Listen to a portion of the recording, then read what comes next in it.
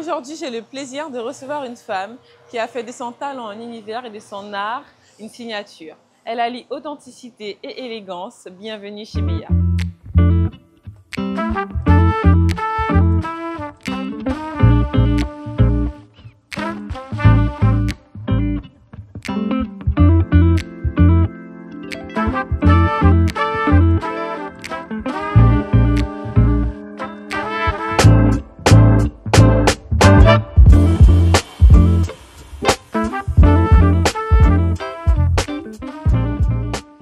Bonjour Mélissa. Tu vas bien? Très bien, et toi? Écoute, j'ai quelques questions pour toi. Avec plaisir. On s'installe? Tout de suite, Bon, viens c'est t'installer parti. près de moi. Alors, j'ai envie de savoir, et nous avons envie de savoir, comment tu as eu envie de travailler dans la mode? Alors en vrai, je m'en souviens pas parce que j'étais trop petite. Je devais avoir 4 ans, peut-être un petit peu moins même, mais j'ai pas le souvenir en fait de comment ça m'est arrivé. Je sais juste que j'ai toujours voulu faire ce métier. Tu as toujours voulu faire ce métier? Toujours. Depuis toute petite. Et tu avais déjà une imagination sur la femme que tu allais être plus tard, la styliste que tu allais devenir? Je savais que je voulais être styliste, mais à l'époque, le métier était complètement inconnu. Alors on disait pas styliste, et disait puis à quoi? 4 ans, non, puis à 4 ans, on n'a pas la notion des choses.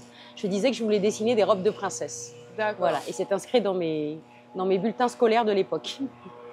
Et tu as toujours eu cet amour pour le dessin d'abord? Toujours, toujours. D'accord. D'abord le dessin, oui. Et qu'est-ce que tu as voulu transmettre justement à travers tes différents dessins?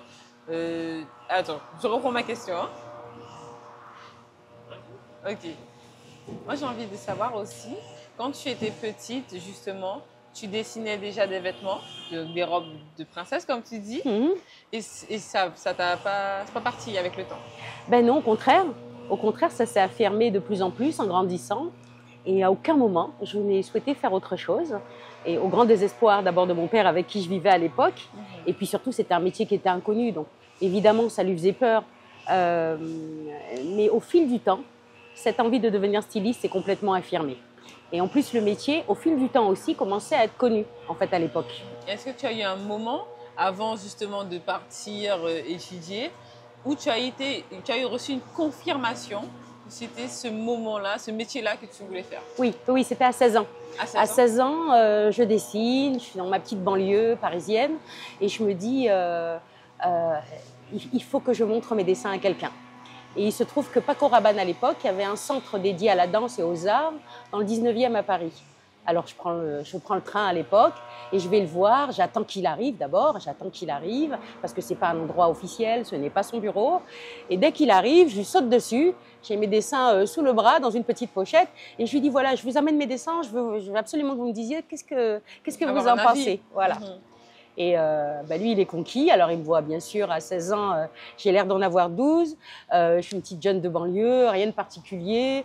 Et alors, il me regarde, il regarde les dessins, il me dit, mais c'est vous qui faites ça? Je dis, ben oui. Alors, en même temps, je sens que je vais être flattée, mais en même temps, je suis en colère parce que je me dis, mais attends, il remet en cause le fait que ce soit moi. On est poli à cette époque-là, donc je reste sur bien droite.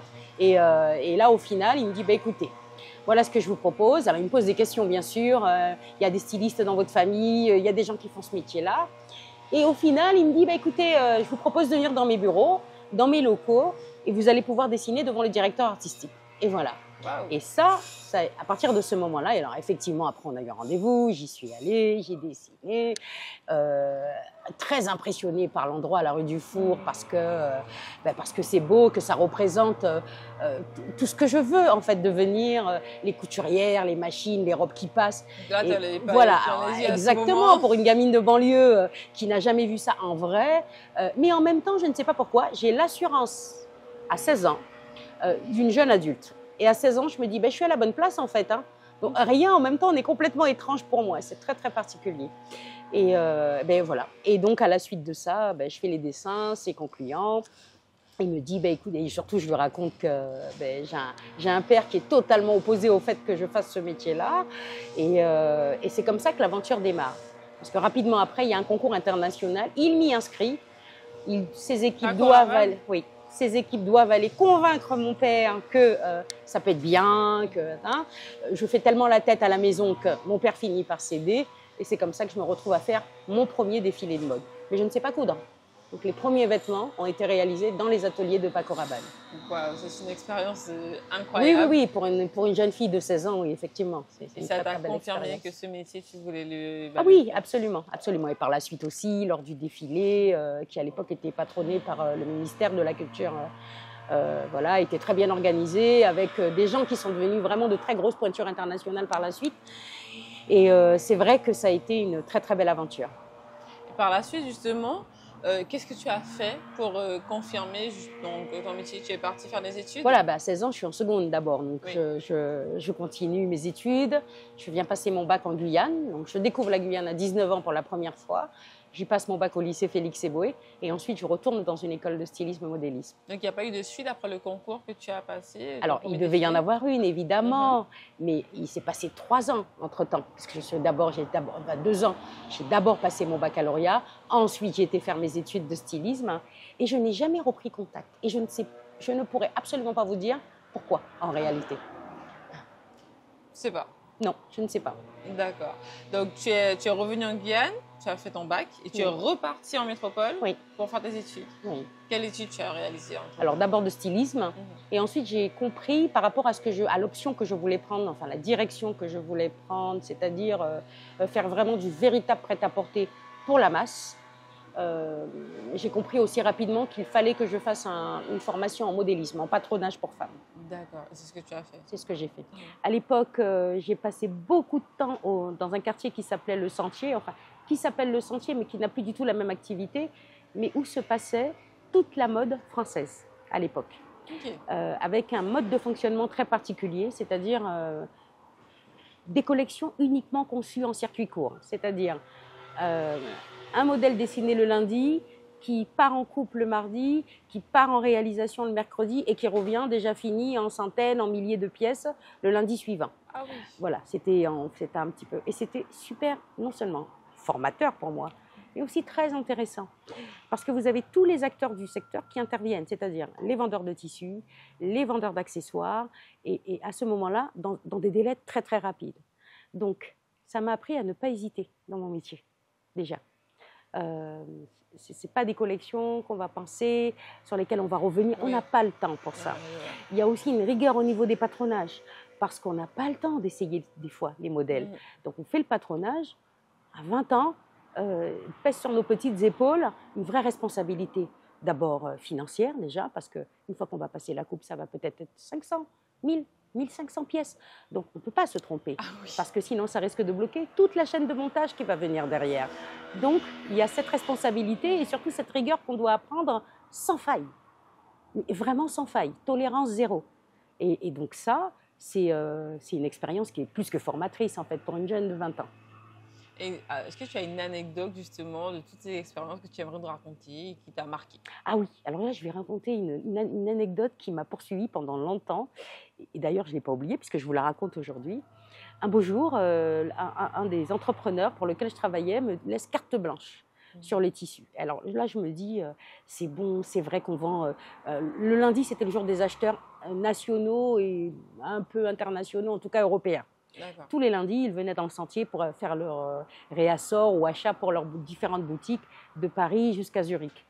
Et un beau jour, et donc il me laisse carte blanche, et moi j'estime que je peux faire quelque chose de un petit peu plus original ce jour-là.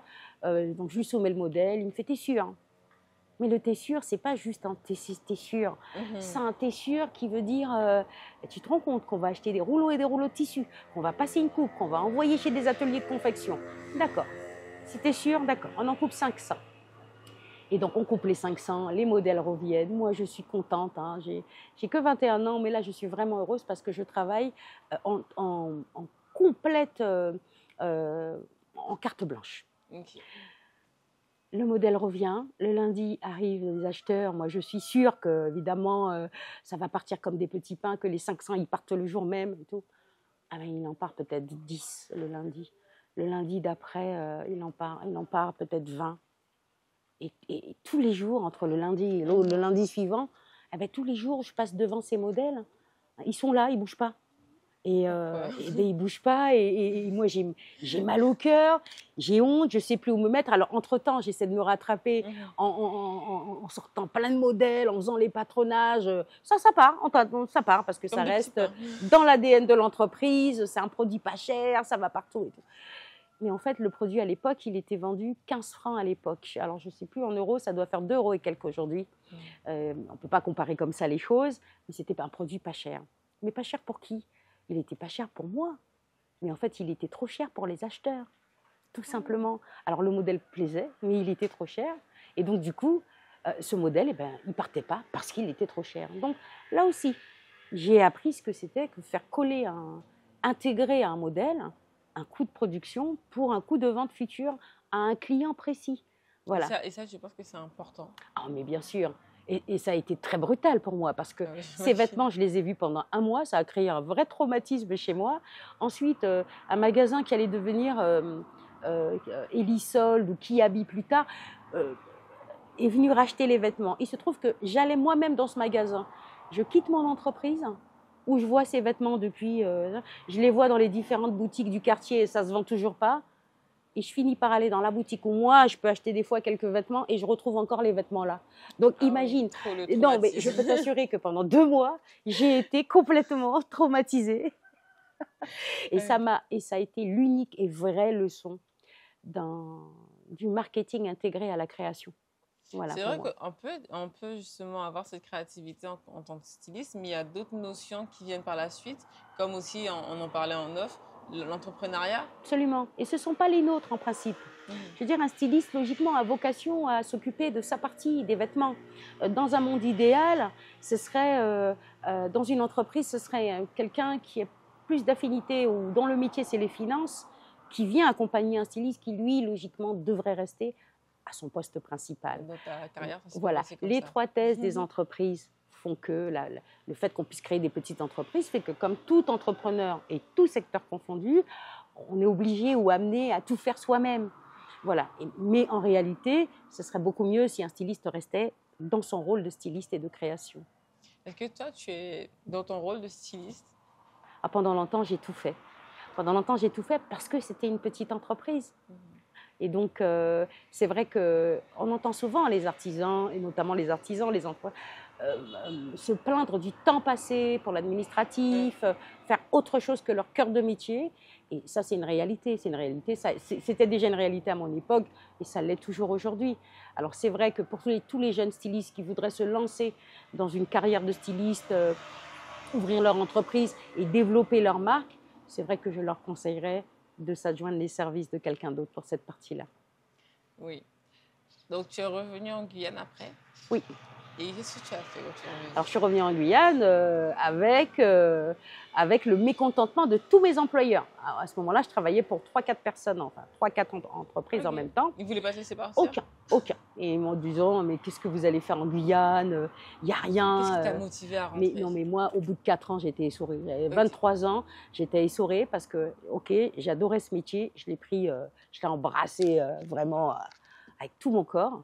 Et ce qui fait que je travaillais tout le temps. Tout le temps, ça veut dire jour et nuit.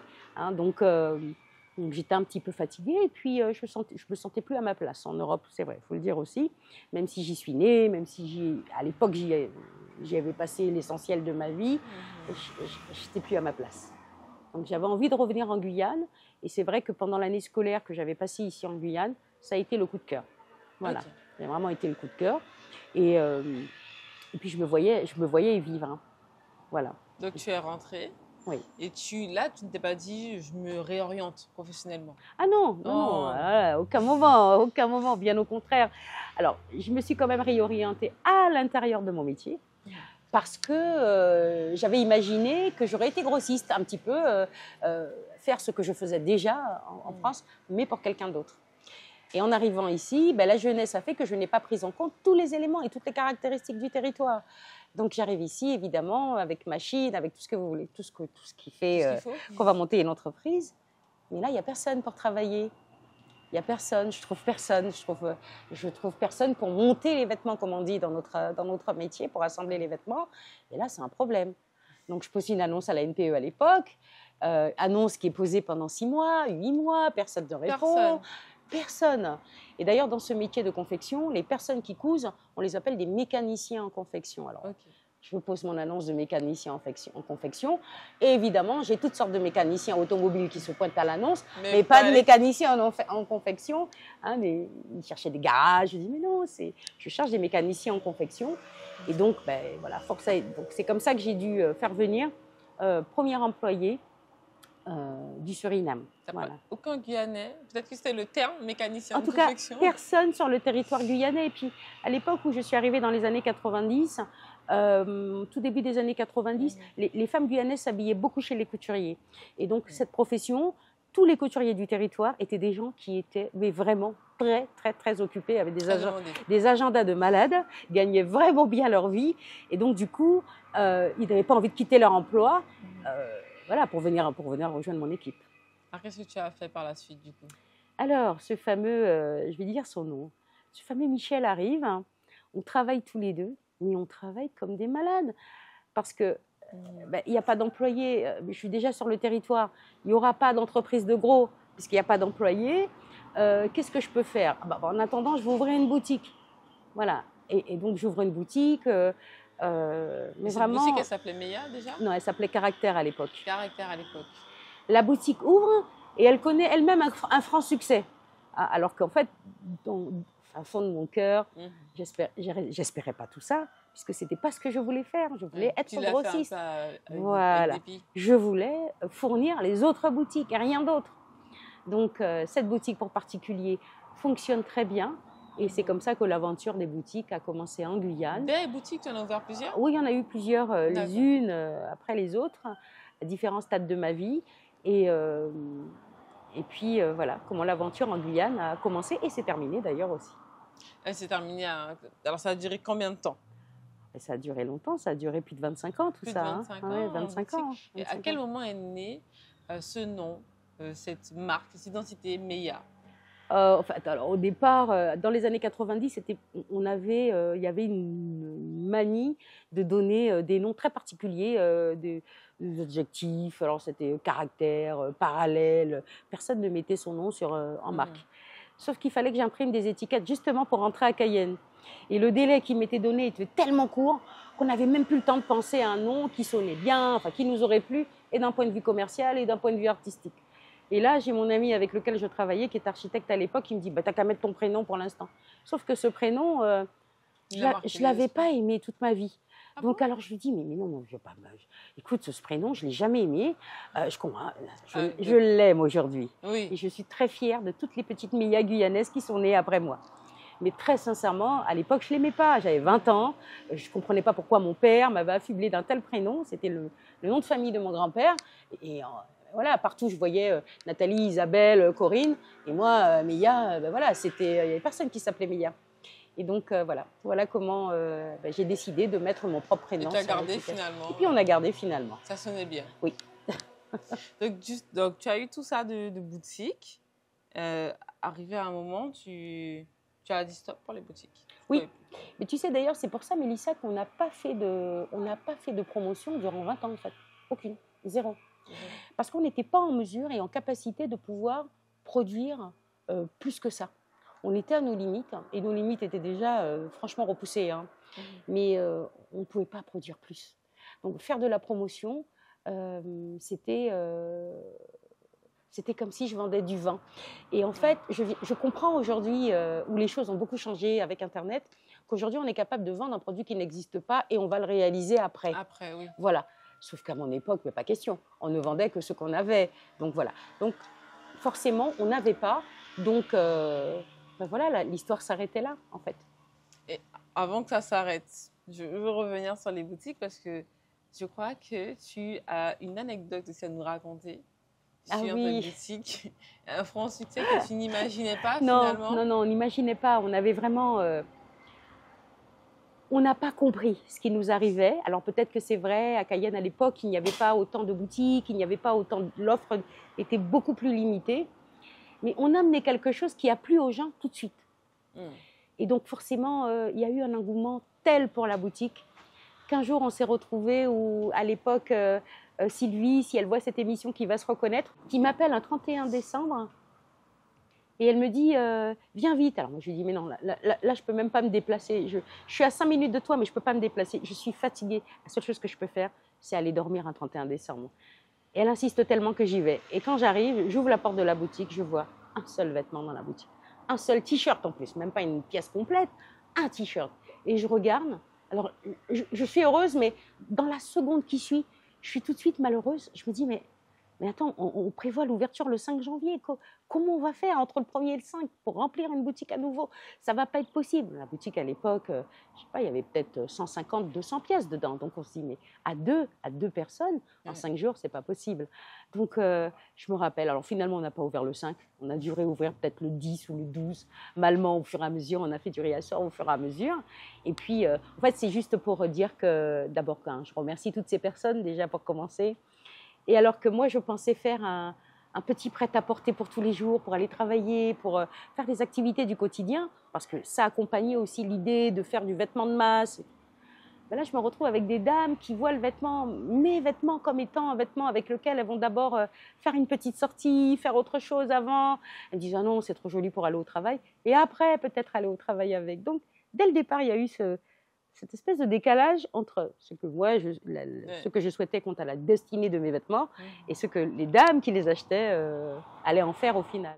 Moi, tu sais, je suis curieuse maintenant de devoir pratiquer, justement, de devoir dessiner, de voir à peu près quel est ton métier propre de styliste, parce que le styliste, comme tu m'as expliqué, ne coupe pas forcément tout le temps. Donc, ce serait intéressant maintenant de passer un peu à l'action. Oui, je te propose. Avec plaisir. Je te suis alors. Tu me suis. Bon, on y va alors. On y va. On passe par là.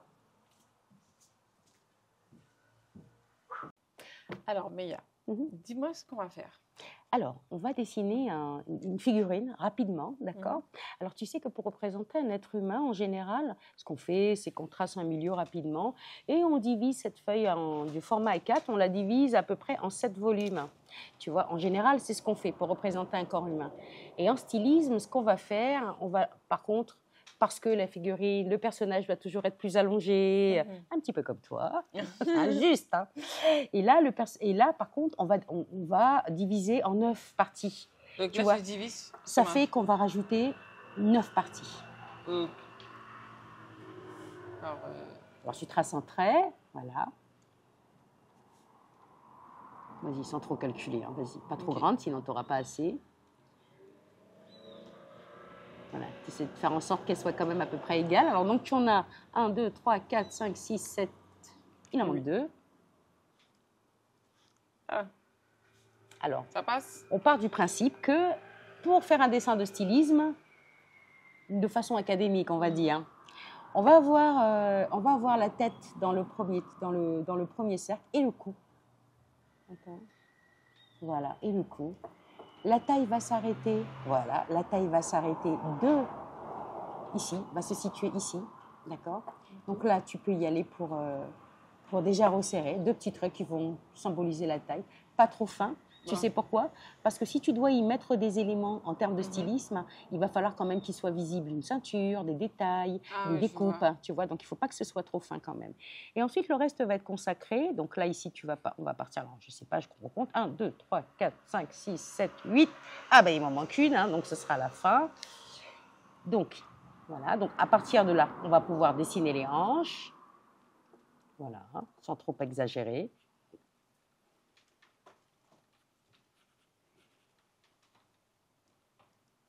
Voilà, 1, 2, 3, plus loin, ici, va s'arrêter donc le genou.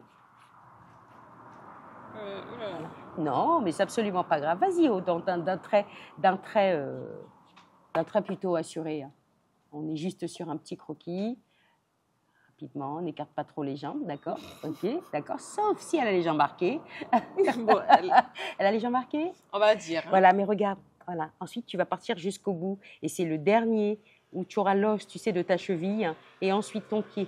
Moi, très, très, très grande jambe. Voilà. Hein. Alors, il faut continuer. Alors, est-ce que tu t'es bien? 1, 2, 3, d'accord. Et ensuite, à partir d'ici, on va dire que tu auras donc l'os de ta cheville, et ensuite le pied. Voilà. Voilà. Alors, pour le pied, tu vas... Alors, tu sais, en stylisme, on évite de dessiner certains détails, d'accord? Alors, pour le bras, sais-tu que donc ton coude, ici, s'arrête au niveau de ta taille, à peu près? Voilà, tu pars là. Tout à fait. Et ensuite, l'avant-bras jusqu'au trait. Ok. Et là, la main. Voilà. Et là, la main, tu vas pouvoir dessiner, dessiner. En tout cas, tu vas pouvoir représenter rapidement aussi une main. Voilà, en gros. Alors, je te rassure, hein, le mien, il n'est pas aussi bien que le tien. On a fait ça vraiment à main levée. Par contre, ce qui m'étonne, c'est la dimension de ton personnage. Alors, 1, 2, 3, 4, 5, 6, 7, 8, 9. Logiquement, il est censé arriver jusque-là. Donc, il y a quelque chose qui n'a pas été. Oui, en fait, c'est trop court, c'est cuisse. Voilà, pour que tu aies un personnage, tu vois, tu comptes un peu les nombres de séparation.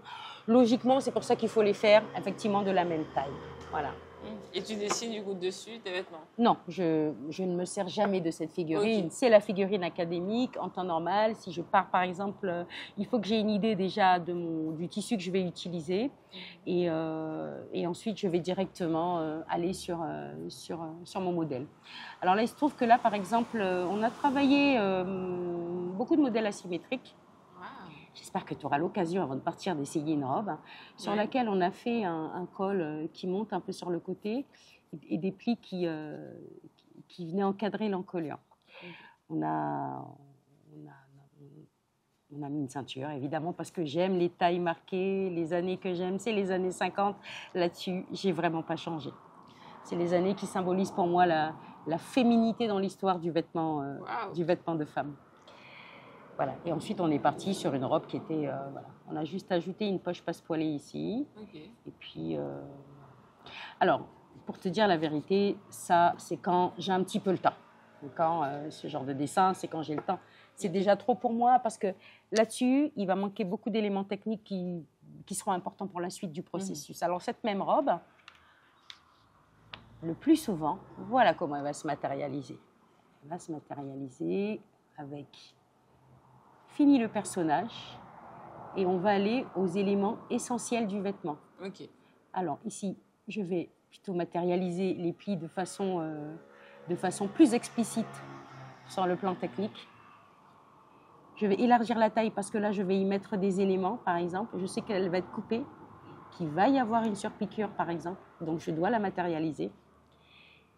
Et pendant les différentes années où tu étais justement dans ton atelier, là, à Cayenne, est-ce que c'était une personne ou une chose qui t'a permis de tenir lors de tes moments de down, par exemple, ou des moments où tu doutais? Ben, mon collaborateur, essentiellement. Mon dernier collaborateur, il s'appelait Tony. Il s'appelle Tony parce que, j'en parle au présent, parce que pour moi, il est toujours un peu vivant. On a travaillé ensemble pendant 10 ans. Et pendant 10 ans, ça a été beaucoup plus qu'un collaborateur. Ça a été vraiment quelqu'un qui m'a porté comme un grand frère, comme un père, comme un meilleur ami, comme un conseiller, qui a toujours été là dans les pires moments, comme dans les meilleurs moments. Et donc, quand on a la chance et la grâce d'avoir quelqu'un comme ça dans sa vie, je peux t'assurer que rien ne paraît difficile. Et en plus, physiquement, c'était vraiment une force de la nature. Donc, est-ce que tu as une anecdote à nous raconter avec lui? J'en ai 10 000. La plus belle? J'en ai 10 000 à te raconter avec lui. Un jour, on est parti au Suriname pour une histoire de défilé de mode. J'avais oublié qu'il était évangéliste, mais très investi dans son église. Et donc, je lui disais d'habiller tous les mannequins. J'avais complètement oublié. Donc, en fait, c'était pas correct, en fait. Même si c'était son métier, j'aurais dû peut-être le prévenir. Mais voilà, c'est vraiment une des anecdotes les plus mignonnes, je vais dire. Mais des anecdotes, j'en ai vraiment des tonnes. Parce que 10 ans, c'est long. Mais avec lui, c'était trop court, quand même. Oui, je suppose. Et du coup, après ça, tu as pu quand même prendre un autre collaborateur par la suite? Pas en Guyane. Tu as eu une pause quand même? Non, pas en Guyane. Okay. Et ça fait partie des raisons pour lesquelles aussi j'ai arrêté de travailler vraiment en Guyane. Ici, je ne fais plus que de petites choses. Il peut m'arriver effectivement d'assembler quelques vêtements, de faire des patronages, essentiellement pour commencer à élaborer les collections d'après. Mais non, personne. Ce sera difficile, en fait. C'est irremplaçable, en fait. Il est irremplaçable. Okay, je comprends. Et tu sais, on dit toujours, personne n'est irremplaçable. Oui. Mais c'est pas vrai, en fait. Non, c'est pas vrai. Il y a des gens qui ne sont pas remplaçables. C'est bien à dire. C'est parti. C'est bon. On va voir comment ça marche. J'ai un peu compliqué la chose. Non, bien au contraire. C'est intéressant. Alors, on va partir sur ce qu'on appelle des traits qui vont servir à tracer la robe. D'accord ? Alors, ces traits, on ne les invente pas. ce sont des mesures en fait qu'on va avoir. Ce qu'il faut retenir, c'est que le patronage, ça reste de la géométrie, mais pas celle que tu as détestée à l'école. Hein. C'est Mais tu sais que j'ai fait une école de mode, c'est oui. un peu ce côté géométrie, physique qui m'a vraiment plus donné envie de faire styliste. Je comprends. En tout cas, le modélisme, alors tu vois, par exemple, ça c'est une discipline. Pourquoi je continue de la faire? C'est parce que c'est une discipline qui m'amuse vraiment. Ah ouais? Ça m'amuse vraiment de faire ça. Alors. T'étais forte en maths alors? Pas du tout. Alors en mathématiques, non vraiment j'étais une horreur. Et pas plus en géométrie, parce que c'était de la géométrie qui était appliquée. Alors, de quoi il s'agit? On a dans le vêtement. Là, j'ai rien compris à ce que tu as fait. Oui, pour l'instant, c'est normal que tu aies rien compris. Je vois pas le visualise pas le vêtement. J'ai tracé mon milieu, déjà oui. pour commencer, et je vais commencer par le dos. D'accord. J'ai tracé mon milieu, et je vais maintenant tracer uniquement à partir du modèle. La ligne du cou, ensuite la ligne de poitrine, ensuite la ligne de taille et les hanches. Ok. Alors, qu'est-ce que je vais faire? Je vais définir, je vais bien observer ton modèle. En fait, tu ne m'as pas dit, est-ce que tu veux que ce soit très échancré au niveau des épaules? Ou tu veux que ça couvre l'épaule? Ça couvre l'épaule. Tu vois, ce sont des détails qui sont très importants pour le patronage. Okay. Parce que ça va être une représentation stricte du dessin qui a été fait. Oui, non, il faut que ça recouvre tout ça élégant en fait. Même si elle est courte et décolletée, il faut qu'elle reste chic et élégante, pas vulgaire. D'accord. Alors tu vois, mon instrument de tout à l'heure, il va me servir à tracer mes emmanchures. Tu vois, par exemple, et sans difficulté. D'accord? Ici, je vais prendre ça parce que c'est la partie la moins courbe. Donc ça va être entre le dessous de bras et la taille. C'est une partie qui est plutôt droite. Et là, directement, je vais commencer à tracer le bas de ta jupe en créant déjà le volume qui va ressembler le plus. Et pour le plus, je vais faire un petit réglage technique, que ce soit assez harmonieux dans le bas. Et ici, on va tracer l'encolure. D'accord? Okay. Ici, ça y est, on va dire qu'on a déjà le dos. Et nous, ici, pour que les personnes qui vont assembler le vêtement n'aient aucune difficulté, on va commencer à installer ce qu'on appelle des crans de montage qui vont aider la personne à assembler les différents éléments du vêtement sans difficulté et être sûr que le A va avec le B et que le B va avec le C. Finalement. Exactement. Je comprends. Et c'est pas plus compliqué que ça. Et du coup, tes mesures, tu les connais de tête pour si c'est un 36, un 38? Oui, alors ça, on a tous des tableaux. Toutes les entreprises ont un tableau de sizing qui lui est propre d'ailleurs. Et c'est un tableau qui est très important pour la simple et bonne raison que c'est celui qui va définir le bien-aller du vêtement. Tu vois ? Il peut arriver que parfois, dans certaines marques, en fonction des morphologies, on est à reprendre la taille parce que ça va être trop grand. Et voilà. Donc chaque entreprise a son barème de taille. C'est pour ça que des fois, quand on achète dans une X marque, ou Y, c'est pas pareil. C'est pas pareil. Des exactement. Fois, c'est du S, exactement. Des fois, ça peut être du M, et pourtant, c'est... Exactement. C'est censé être à la même taille. Voilà. Ça change pas. Par contre, au niveau des chaussures, c'est vrai que c'est un peu plus rare. Mais... Oui, les chaussures, c'est différent. Il y a moins d'écart, il y a beaucoup moins d'écart sur les tailles. Alors là, je vais recreuser un petit peu parce que, en fait, il y a une règle essentielle en patronage qui dit que toute ligne qui s'assemble démarre en angle droit à 90. Ah ouais, là, c'est vrai. Ça peut être embêtant. C'est pour ça qu'on a cet instrument-là. Tout simplement, il nous est réservé. C'est notre rapporteur qui nous met l'angle à 90 directement. D'accord. Et pour ne pas compliquer les choses, le patronage qui peut apparaître comme étant rébarbatif, parce que plein de calculs, en fait, c'est pas ça du tout. Et donc, mon objectif aussi dans les formations que je dispense auprès des jeunes modélistes, c'est de leur simplifier la tâche, obtenir un bien-aller, une coupe réellement bien ajustée, en fait, celle qu'on souhaite, tout en simplifiant. Oui. Voilà. Pourtant, on peut être styliste sans faire le patronage, par exemple? Absolument, ça c'est un métier de modéliste là. Là c'est de la coupe à plat, c'est vraiment modélisme pur jus, c'est autre chose. Okay. On peut être que modéliste aussi, travailler pour des stylistes uniquement.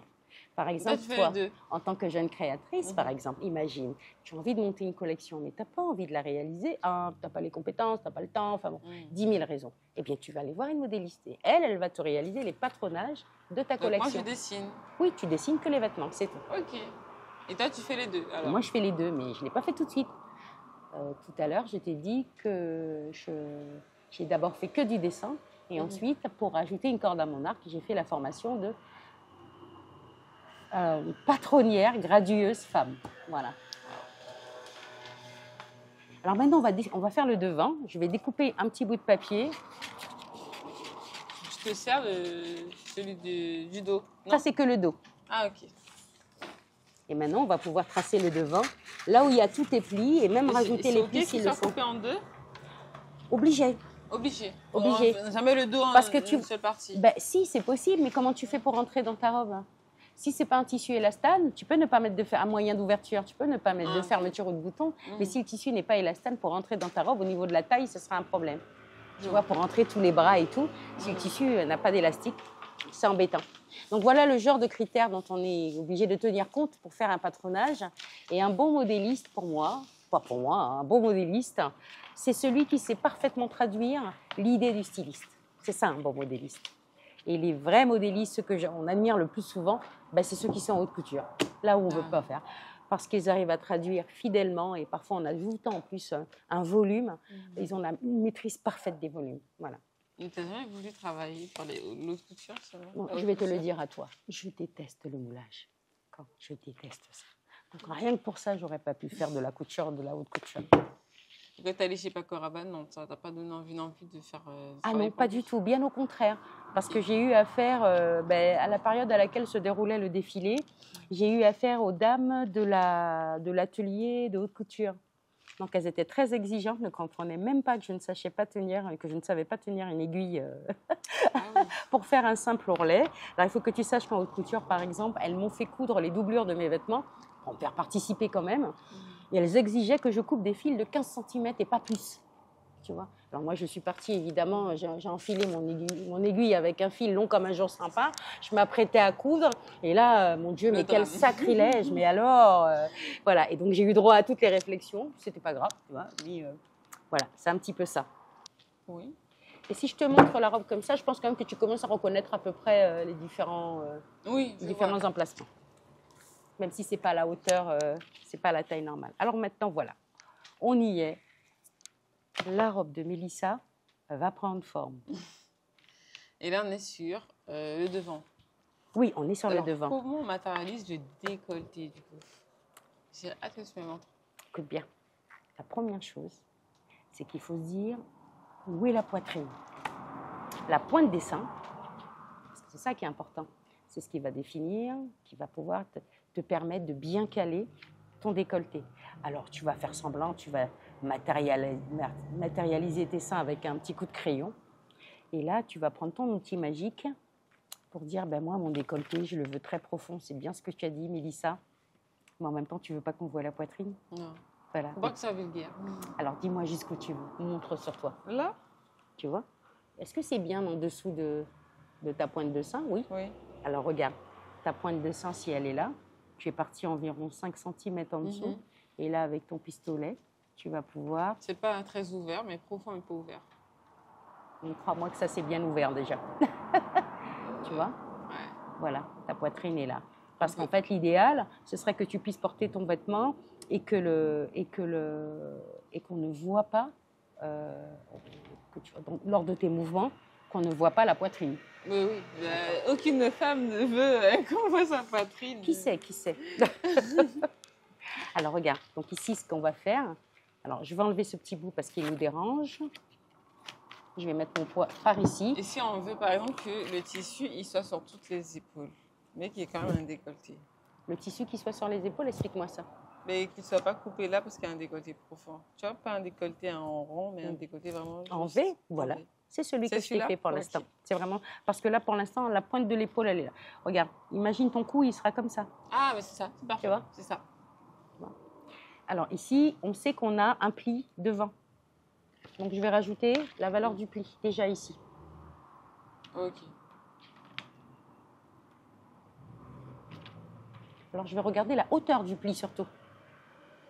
Donc, la jupe, j'imagine qu'elle sera serrée jusqu'aux hanches et qu'elle partira après les hanches. Après. D'accord.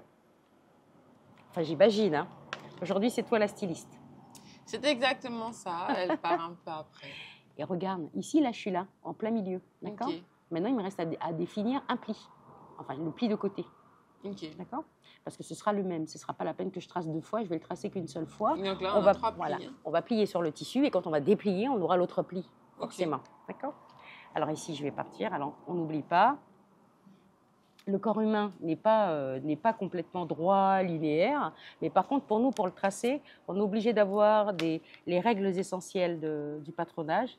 Donc, comme je t'ai dit tout à l'heure, des angles droits. Voilà, ça, c'est vraiment important. Et alors, comment faire pour serrer cette jupe à la taille? Comment la faire pour serrer cette robe? Regarde, je vais retirer un peu de tissu ici. Faire comme si je voulais tracer une pince. Est-ce que tu as eu l'occasion de voir ça avec ta grand-mère? Non. Non? Alors, cette partie, c'est des parties qui vont être éliminées. Ok. Et ça, c'est ce qui va permettre de resserrer. Voilà. Et tout de suite, je vais mettre un petit repère qui va me dire, eh ben, ici, c'est ici que va démarrer mon pli tout à l'heure. D'accord? Parce que je vais séparer ces 2 éléments et rajouter ce qui me manque comme tissu. Est-ce que tu comprends? J'ai la vision. D'accord. Alors, regarde. Tu m'as dit, oh ben moi, je veux un tissu. Alors, ça veut dire qu'ici, regarde, on va couper ici. Et cette partie, par exemple, tissu à une petite fleur, ça voudra dire que ça, c'est un autre tissu. Oui. D'accord? Alors, on passe à la découpe. Tu veux que je le fasse? Ah, je veux bien. Je te retrace l'encolure, enfin l'emmanchure, pardon. Et je te baisse ton épaule. Okay. Je découpe comme pour le dos alors. Tu découpes tout le contour. Attends, je vais te laisser la place, tu seras plus à l'aise. Merci.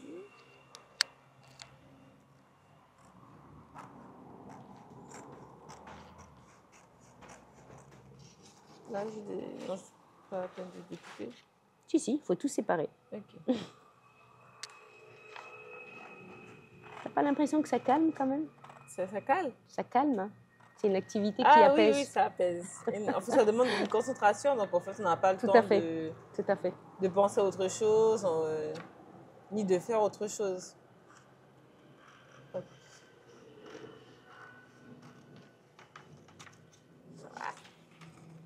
Oh, tu peux aller jusqu'au bout quand c'est comme ça pour séparer, Okay. parce que le tissu, le papier est un peu raide. C'est une grande fierté finalement de voir les dessins qu'on vit. Oui, absolument. Ça doit être magnifique. Absolument. À vivre. Tu as déjà fait des Fashion Week en Guyane, par exemple? Oui, les toutes premières. Les toutes premières? Les toutes premières. Ailleurs aussi ou... Ailleurs, oui, en Côte d'Ivoire. Ah.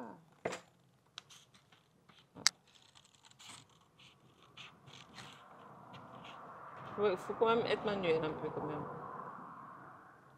Bah, tu sais, moi, en dehors de ça, je suis très maladroite. Hein. Ah oui. Tu me rassures. Non, mais quand on voit les vêtements qui sont tout autour de nous, hein, on voit que tous les petits détails ont été pensés. Voilà. Voilà, super, ma belle. Et alors, bon? ben non, et avoir ton fameux décolleté alors? Ah, alors, tu vois, j'y même pas. Combien le trait? C'est ça. Attends, alors, je vais découper ça, c'est en trop. Okay. Et là, je vais partir directement sur...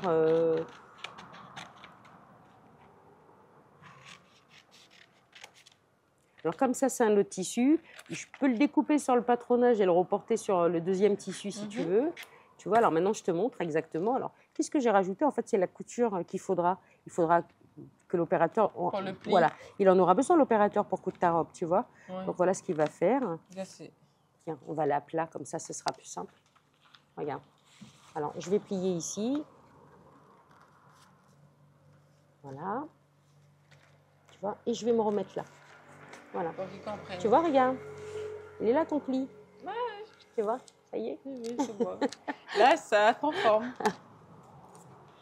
Alors ici, on va séparer, hein, parce que, bah, écoute, tu as un pli de chaque côté, donc il n'y a pas le choix. Hein, il faut séparer de chaque côté. Alors tu sais, moi, ce que je conseille aux gens qui veulent faire du patronage, mais qui veulent pas s'attaquer tout de suite sur des vêtements, parce qu'ils sont un petit peu inquiets. Mais en fait, c'est juste une peur de l'échec. Oui. Ça coûte quoi, hein? Les premiers vêtements, on peut les faire dans n'importe quel tissu, et ensuite... on s'entraîne, on rate des choses, et on ne rate pas 10 000. On rate pas grand-chose, en fait. Mais il faut se lancer. Et là, qu'est-ce que tu fais? Eh ben, écoute, là, il faut que je rajoute ton pli, ma belle. Le pli qui est là. Il me manque du tissu à fleurs. Donc, à chaque fois, tu rajoutes tout ce qu'il y aura sur le vêtement? Oui. OK. On est obligé de faire des patronages qui sont complets de A à Z, et même couper les patronages du thermocollant. Tu vois?